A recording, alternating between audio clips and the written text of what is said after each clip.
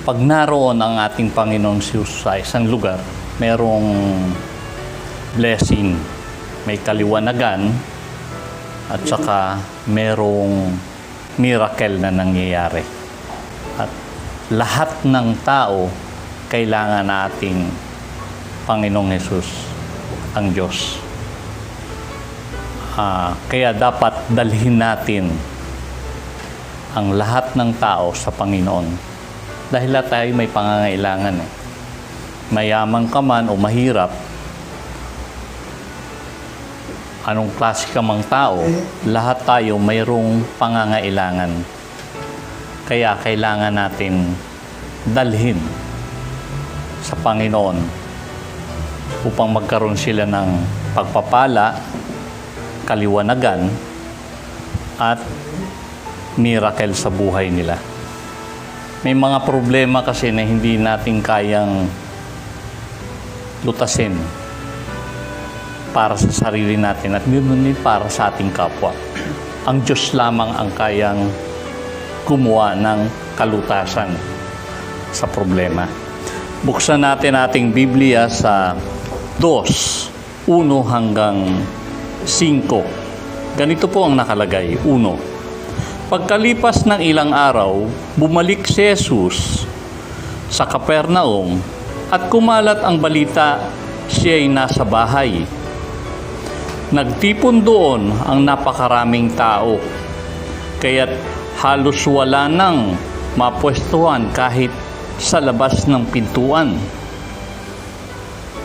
Habang nangangaral si Jesus, verse 3, may dumating na 4 na taong may dalang isang paralitiko. Verse 4, hindi nila mailapit ang paralitiko kay Jesus dahil sa dami ng tao. Kaya't binakbak nila ang bubong sa tapat niya at ibinaba ang paralitikong nakaratay sa higaan.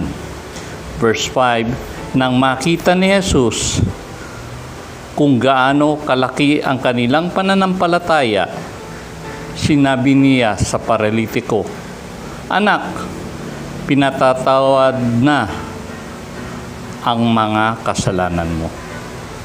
Then ang kasunod nun, pinagaling siya. Diba? Gumaling yung paralitiko. Meron ba tayong kaibigang kagaya nung 4 na yun? Napakapalad na isang tao na meron siyang kaibigan na kagaya nung 4 na gumagawa ng paraan, mabigyan lang tayo ng kaginhawahan. Karamihan sa mga tao, uunahin muna ang sarili bago ang iba. Pero doon sa binasa natin, yung 4 na kaibigan ng paralitiko, may kusa na tumulong sa kapwa niya, sa kaibigan nila.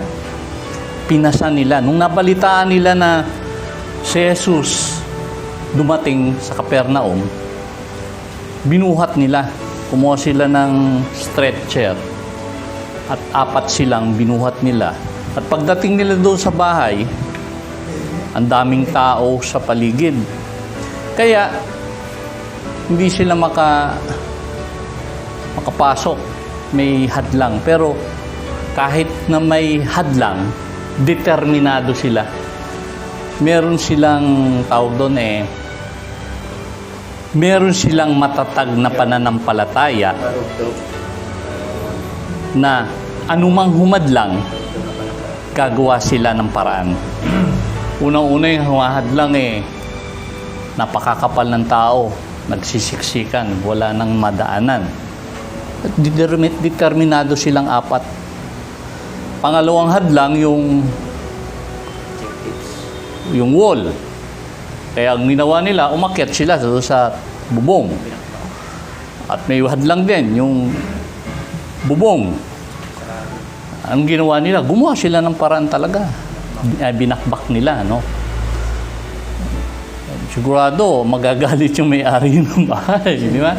Pero, determinado sila dahil naniniwala sila na kaya ni Jesus pagalingin yung kaibigan nila. Willing sila na pagalitan sila nung may-ari ng bahay. Makita lamang ni Jesus yung kaibigan nila. Ibig sabihin, imagine yun, ano? May kaibigan kang gano'n na pag may pangangailangan ka, willing na tumulong sa'yo. May kusa na tulungan ka. At meron din silang pagkakaisa. Mapapansin nyo, kung tatlo lang yun, hindi balanse. Diba? Yung stretcher, kulang ng isa. Ang tawag doon, tabingi. Diba? Kaya kailangan dapat apat. Ribisco. Diba?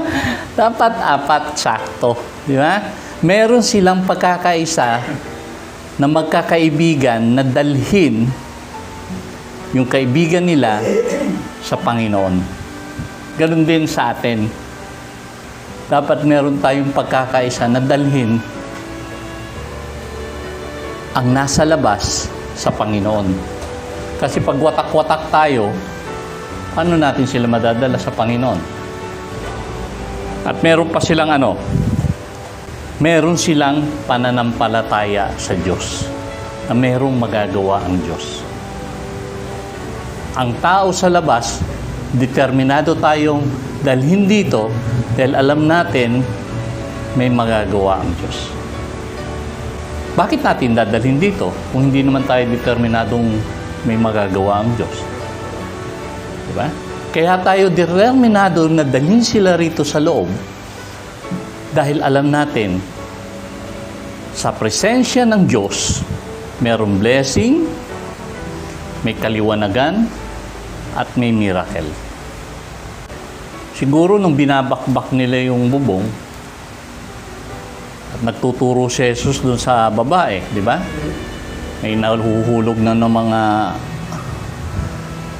bato-batong maliliit.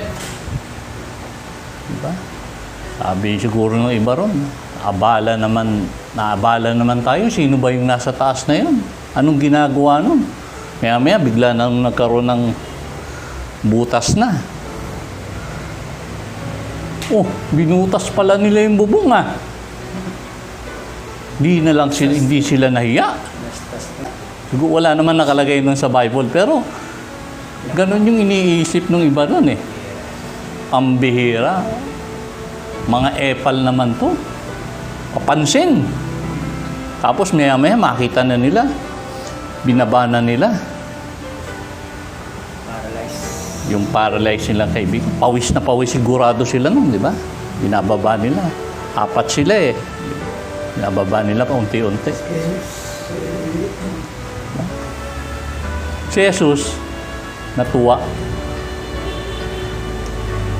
Doon sa verse na binasa natin, natuwa ang Panginoon eh. Natutuwa siya dahil nakita niya ang laki ng pananampalataya ng 4. Actually, pwede hindi lang yung 4, kundi pati yung paralitiko eh.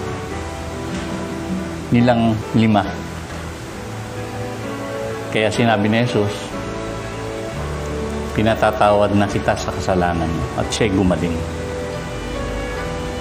Diba? Yung sakit nung paralitiko, ang dahilan pala, may kasalanan.